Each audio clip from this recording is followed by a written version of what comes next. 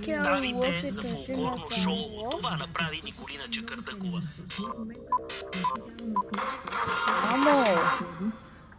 Мамо!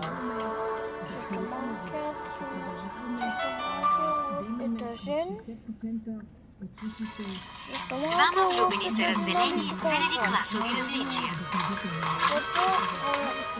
Години по-късно съдбата ги събира отново. И този път изглежда нищо не може да ги раздели. Романтичната драма "Илюзионистът" в събота, 16 август от 18 часа по БНТ 1.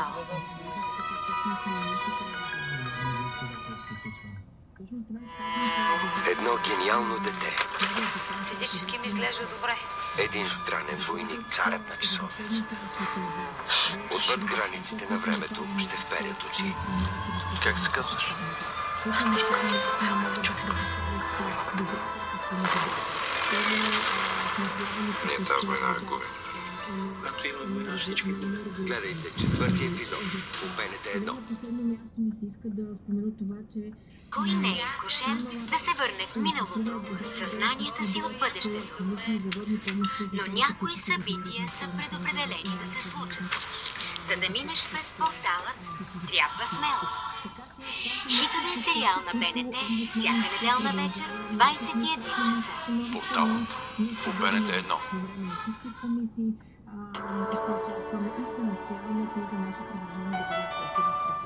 Друга идея е гражданите да получават неустойка.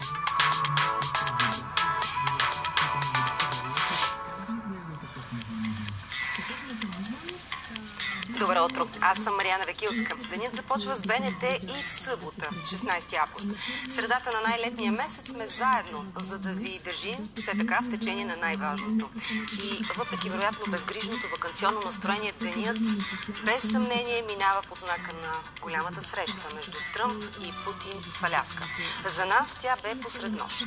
Много надежди се възлагаха на нея да постави край на войната в Украйна, въпреки скептицизма на анализаторите, които в крайна сметка се оправдаха. Всичко по темата след малко в новините, както и в следващите часове по БНТ. Ето какво ще видите до 11 съботната сутрин.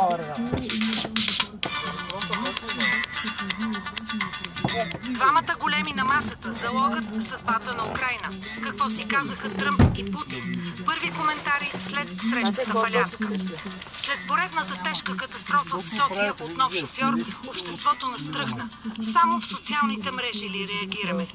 Пластмасата в нас. Невидима, опасна и навсякъде. Можем ли да се предпазим?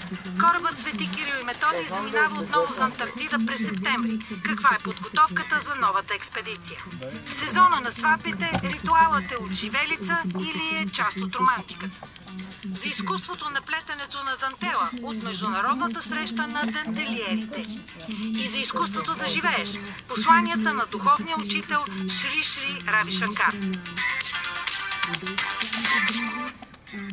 Сега продължаваме с кратка емисия новини.